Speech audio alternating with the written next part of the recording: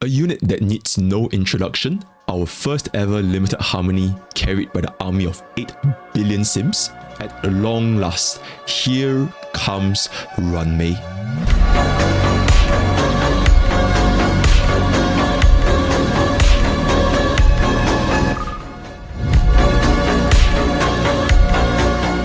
Hey guys, MrPokke here, back with another video, and welcome to another episode of CN pre-release analysis, where we will be going through the CN community's opinions for an upcoming better unit, this time featuring Ruan Mei. These are strictly speculations talking about a kit, and if you guys wanted to see CN's pulling opinions in version 1.6, then kindly check out my previous video over here. Without a doubt, Ruan Mei's kit boasts some of the strongest buffs we've seen so far, especially for a multi-DPS support. Now, I could be sitting here telling you everything great about Ruan Mei, just like every other honkaistarrail content creator under the sun, but I will also want to play a little bit of a devil's advocate here when we go over her potential weaknesses and team comps, which I don't think there have been much discussions about. With the CN community being extremely focused on fast MOC clears and insane challenges like 3 or even 2-man Memory of Chaos, there is an understandably heavier scrutiny on how Ruan Mei will perform. In particular, how exactly does she compare with Bronya, our only other 5-star harmony unit? So with that out of the way, let's get into today's content. So as of the time of this recording, Ruan Mei's kit has been officially uploaded onto the Hoyo Labs article. We can see exactly what her skill, talent, ultimate and traces does. I won't spend too much time reading off what Hoyo Labs actually offer, but I'll just give a little brief summary as to what her kit entails. So Ruan Mei is capable of buffing weakness break efficiency, break effect, damage percentage, speed and all type rest penetrations. Now these buffs don't need any introduction, and all of them are extremely universal and useful regardless if the DPS is attack scaling, HP scaling or even defense scaling in the future.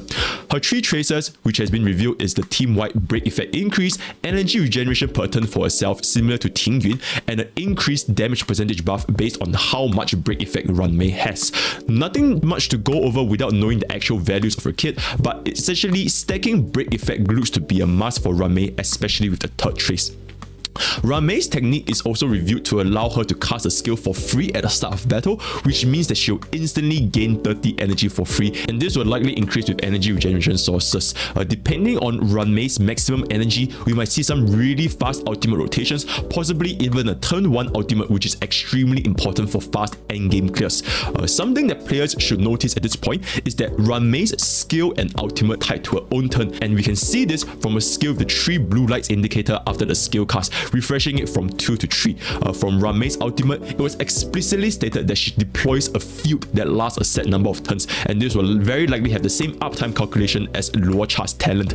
As such, having a slow Ruan Mei might actually be viable, since both the skills and ultimate are tied to her own speed, and a slower Ruan Mei means a longer field duration before needing to refresh, while also allowing players to stack on more break effect substats instead of speed substats, which we all know by now is incredibly difficult to obtain. That being said, a slower speed also means a slower skill point generation as well as energy generation. So Ruan Mei would definitely need some speed, but players don't have to go all in on speed just to make her extremely fast, which essentially means for her boots it's likely still going to be speed boots, but for her substats, players should be able to allocate more substats into break effect without going all in on the fastest possible Ruan Mei. Now moving on to a very hot topic right now is the discussion of Ruan Mei versus Bronya. Now this is by far the biggest topic I want to touch on before everything else, because quite frankly there has been a lack of understanding with regards to how each support functions in different teams, and at worst spreading misinformation and overhyping a specific unit. Now instead of yapping over here, I've done the honors of yapping on stream yesterday, so here is the rough breakdown. No choice.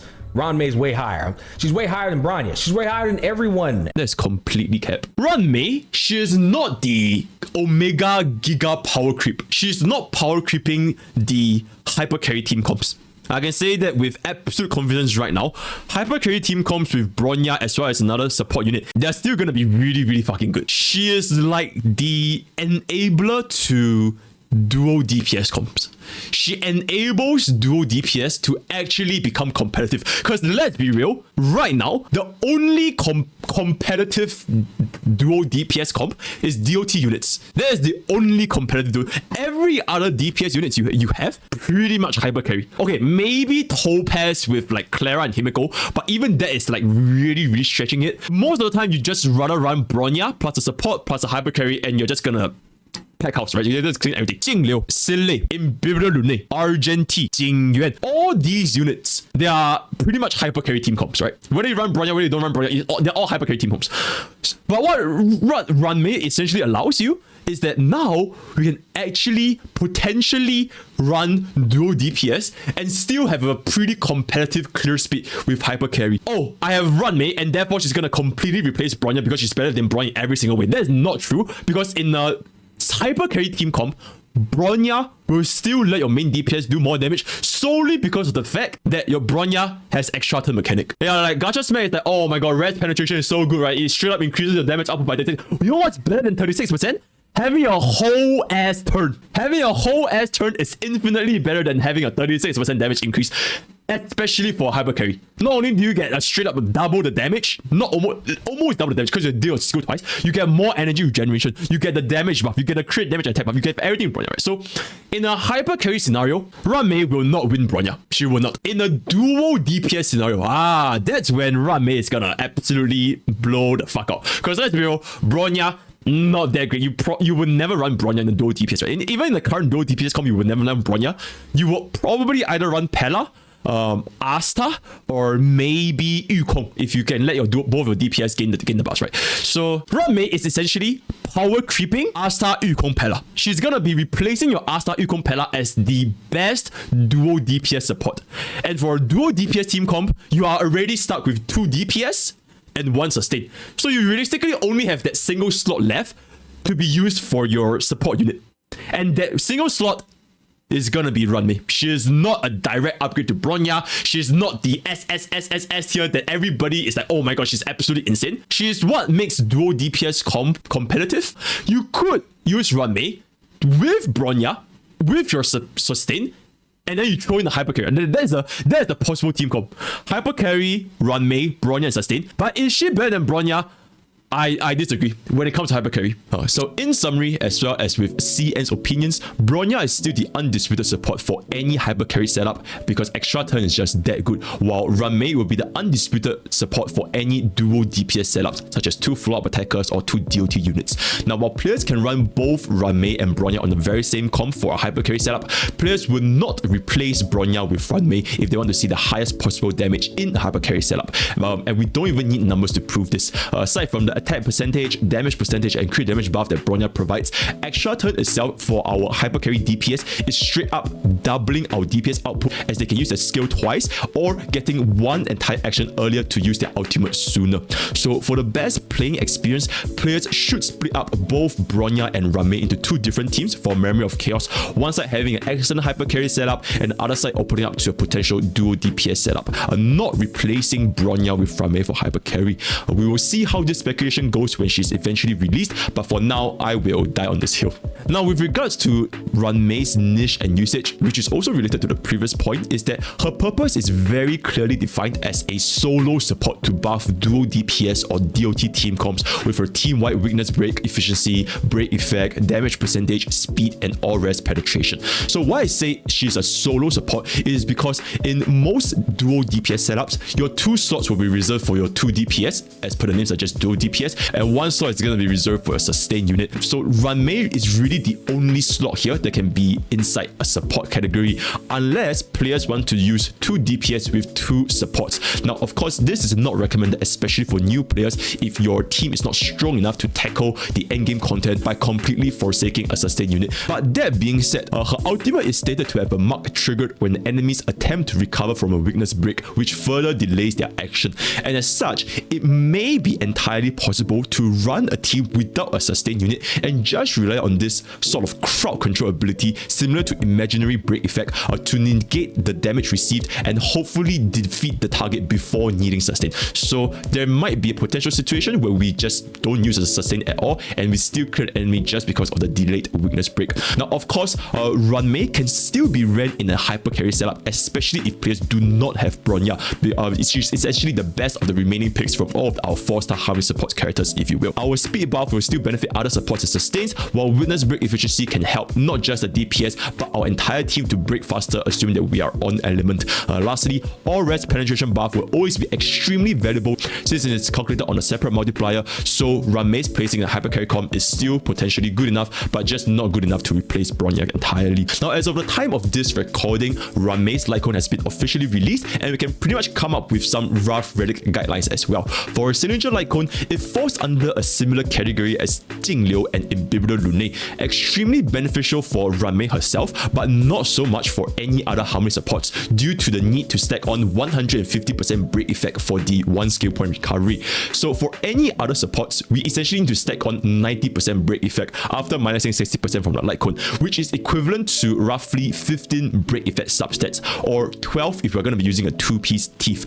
This means heavily eating into potential HP substats, defense substats, speed substats, or effect rest substats. So taking Bronya and Ting Yue as an example, Bronya needs all of the above as well as crit damage, while Ting Yue needs all of the above as well as attack percentage.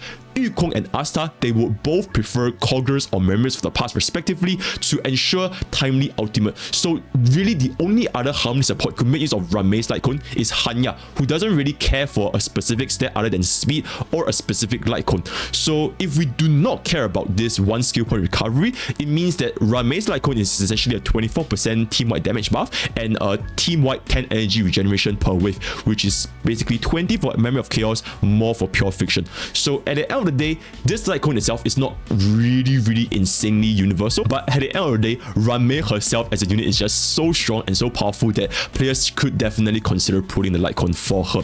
So for Ruan Mei herself, she would definitely fit this Lightcone perfectly, taking all the boxes that Ruan Mei requires, right? Break effect, more damage percentage, and some energy regeneration to help with her energy rotations. But we may face issues if we cannot maintain a 3-turn ultimate running her signature Lightcone, since it generates less energy than Memories of the Past or Coggers. We will have to wait for the official ultimate cost as well as the specific rotations to be released, such as how much energy we get back from her tracers. But having a 3-turn ultimate on Ruan Mei is extremely important because a 4-turn ultimate is essentially a 50% damage uptime. So until we can confirm this, that is up to the future analysis. But for now, Memories of the Past is an excellent substitute, providing not only the break effect that Ruan Mei requires, but also more energy regeneration. Bronya's signature Lightcone could also be used here due to the additional energy regeneration, damage percentage for the DPS after Ruan Mei, as well as the additional skill point that has no limiting criteria. You can essentially just use this as long as you use Bronya's Lightcone. Then moving on to her Relic Speculations,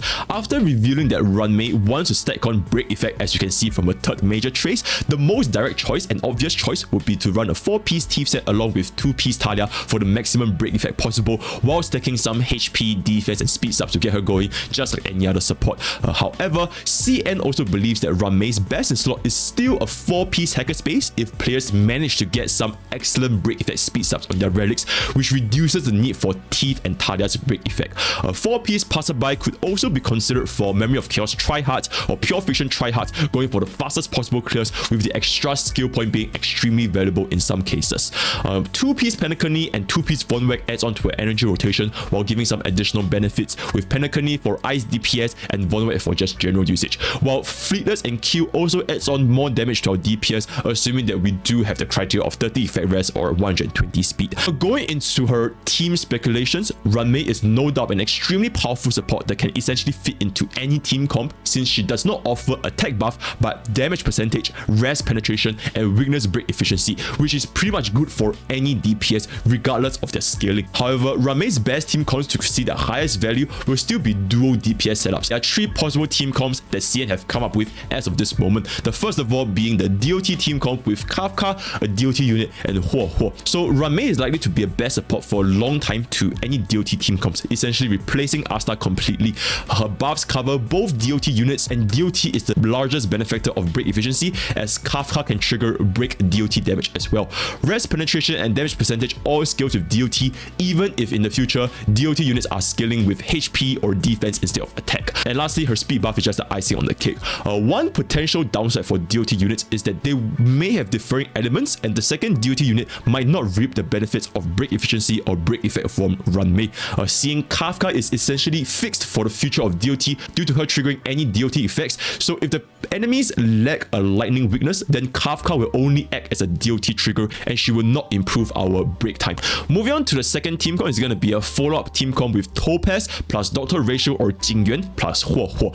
Exact same reasons as the DOT team comp, with the buffs impacting both follow-up attack users. Jingyuan is especially good here since the Lightning Lord can now actually reap the benefits from Ruanmei's field effect, which is something that Bronya's skill could not achieve unless you have an E6 Bronya.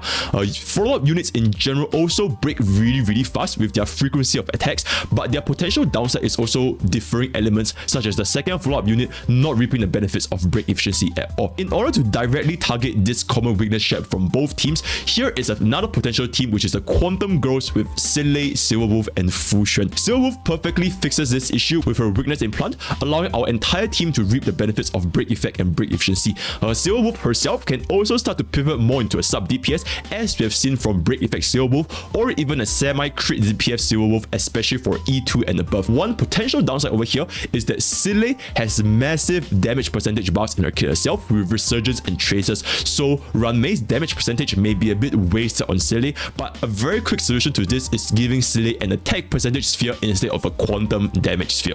And with that, we've come to the end of Ruanmei's pre-release analysis. So in summary, Ruanmei is an excellent support that can pretty much be used with any other DPS in the game right now. And at the end of the day, players shouldn't compare Ruanmei with Bronya because they both have their uses, they both have their niche, right? Ruanmei is better for dual DPS, Bronya is better for hyper carry. If you guys want to engage in further discussions, feel free to leave it in the comments down below, or just check out my Discord at Pokke's Village, where we have a very active community talking about starrail on a daily basis. If you guys want to check out my stream, that's going to be twitch.tv/MrPokke, where I stream 2 to 3 times a week, and the schedule will be updated on Discord as well.